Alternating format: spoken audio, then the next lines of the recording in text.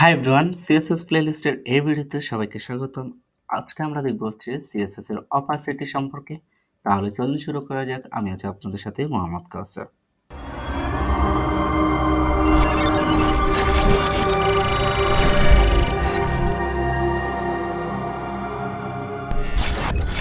CSS এর opacity সম্পর্কে বোঝার জন্য আমরা প্রথমে একটা HTML ফাইল ক্রিয়েট করে নিলাম।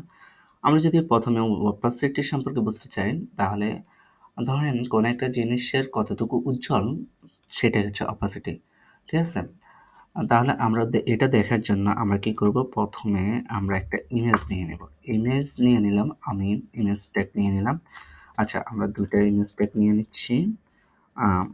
দেন হচ্ছে আমরা কি করব, এখানে সোর্সে আমি আমাদের কোডেক্স লোগোটা নিয়ে নিচ্ছি।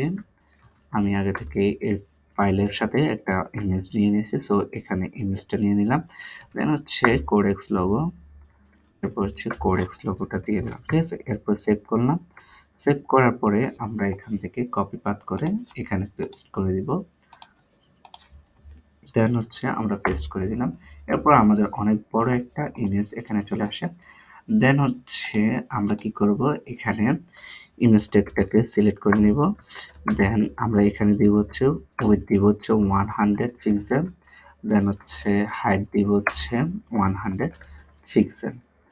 এরপর সেভ করে নিব। সেভ করার পরে আমরা এখানে রিফ্রেশ করে দেখব, এরকম দেখাচ্ছে। ঠিক আছে, এরপরে আমরা আরেকটা কাজ করব। এখানে আমরা H1 নিব, H1 আচ্ছা H1 না H4 নিয়ে নিলাম দুইটা।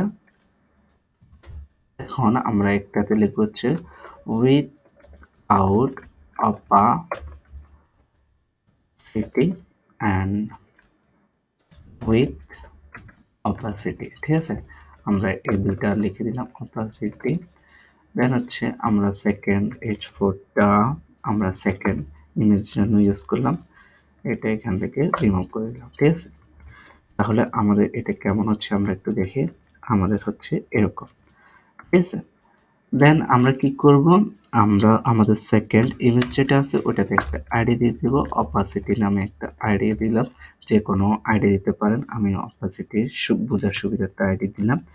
এরপরে আমরা যে এক্সটার্নাল সিএসএস আছে ওইটাতে, আচ্ছা এটা তো লাগবে, ওইটাতে কি করলাম, আমরা আমাদের যে আইডিটা আছে ওইটা সিলেক্ট করার জন্য প্রথমে একটা হ্যাশ দিলাম, এরপর আইডি নামটা দিলাম।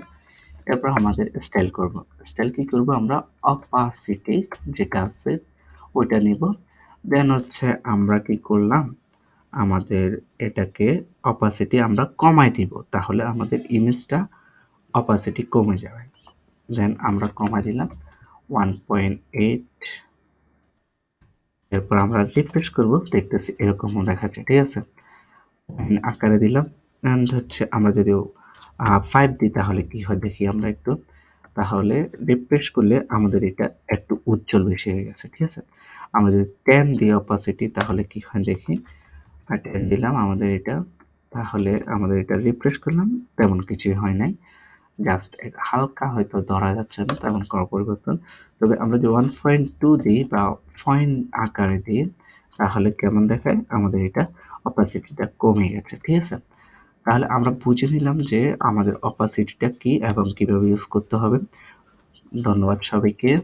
আপনাদের যদি কোনো প্রশ্ন থেকে থাকে তাহলে আমাদেরকে মেল করতে পারেন codexdevware@gmail.com, অথবা আমাদের ফেসবুক পেজে আমাদেরকে মেসেজ দিতে পারেন, অথবা আমাদের গ্রুপে বিস্তারিত লিখে আপনারা পোস্ট করে দিতে পারেন।